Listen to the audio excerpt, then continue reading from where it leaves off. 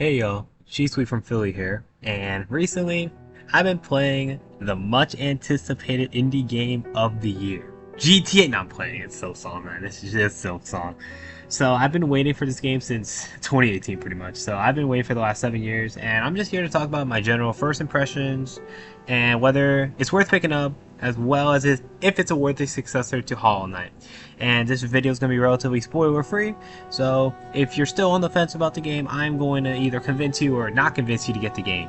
So if you like this type of video, please subscribe, comment, or do anything. I really appreciate the thoughts, and without further ado, let's go! First things first, I kind of want to give a little disclaimer. I played this game on Switch 1, so whenever I say anything, I'll play on Switch 1. So I want to talk about the art style and the quality. I think this game looks amazing. Even on Switch 1, this game looks like Hollow Knight, like the OG Hollow Knight, but it feels like a little, like it's like a nostalgic feeling. It's a nostalgic yet unique feeling in a way, if that makes sense.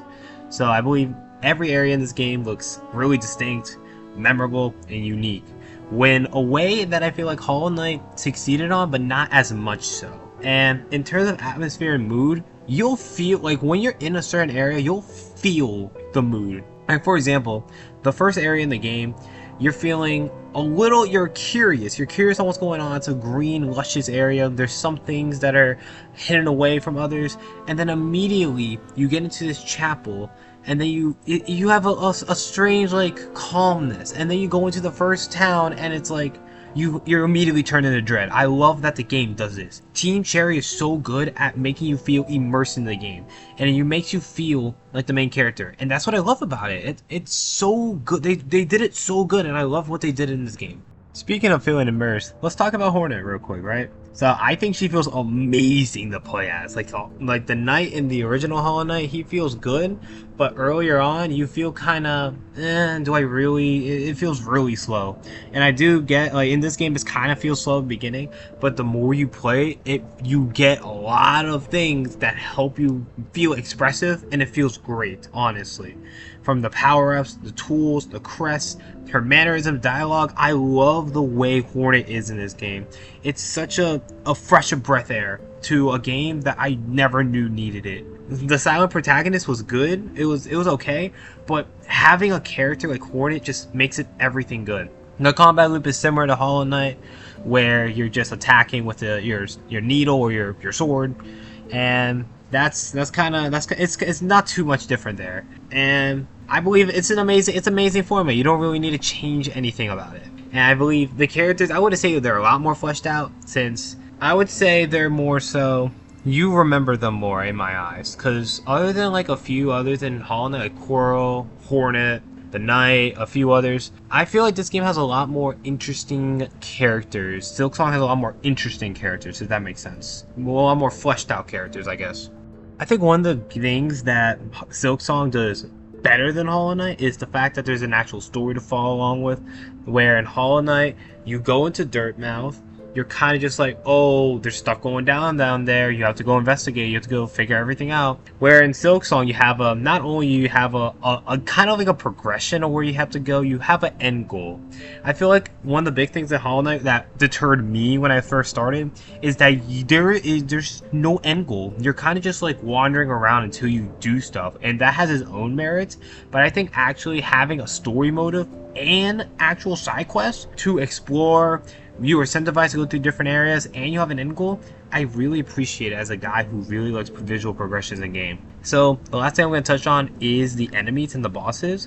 So in the original Hollow Knight, the bosses were the big thing. Like the difficulty, the bosses were the big thing. And I feel like they took a step up. I feel like the bosses in this game, they feel really fun to go through. Like, I'm not going to give any spoilers, obviously, but none of the bosses feel easy to where, oh, I'm just walking through, oh, this is so easy. But it's not so hard where it's like, I don't want to do this anymore, this is impossible. And they always manage that right amount of difficulty, and it's insane to me how Team Cherry just nails it every time.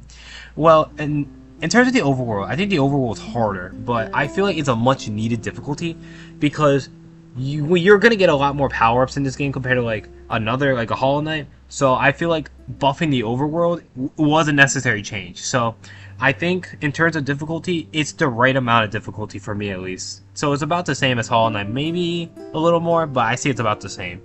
Forgot to mention, but the soundtrack and the sound design is amazing, by the way. Now, was this game worth buying? Was it worth the 7-year wait? And I'm gonna just say yes. When I was writing the script, there's not much. It's everything I wanted. Like, I was thinking of gripes that I had. I had 0 gripes, nothing that I can complain about. But however, if you are not a waiter like me, you're going into this thinking, hey, look, Hollow Knight seems like a cool game. I kind of want to get into it since Silksong's out. Should I get it? So if you weren't a fan of the original Hollow Knight, you're not going to be a fan of Silksong, because they're really similar games in the sense that, oh, they're difficult Metroidvanias. They have simple yet combative. They have a combat. You have a lore. You have some story. It's kind of similar to Hollow Knight. So if you don't like Hollow Knight, I don't see yourself liking Silksong. Because Silksong, while it does have changes, it doesn't change the formula enough for me to justify getting Silksong over Hollow Knight, or one over the other. Both games are kind of like synonymous with each other. It's like kind of like the Persona franchise. If you don't like one of the games, it's really hard to get into the other games, if that makes sense. Or like Earthbound and Mother 3, it's kind of similar. Also, if you're on the fence, the game is $20. I plan on making a longer review of this game eventually when I 100% the game, or when I complete the game fully. So for now, I'm just going to leave off with this. So if you like this video, please like it, subscribe, comment, do whatever. And yeah, that's all I got to say. I'll be back. I'll be back on the Silksong grind. So see you guys. Thank you.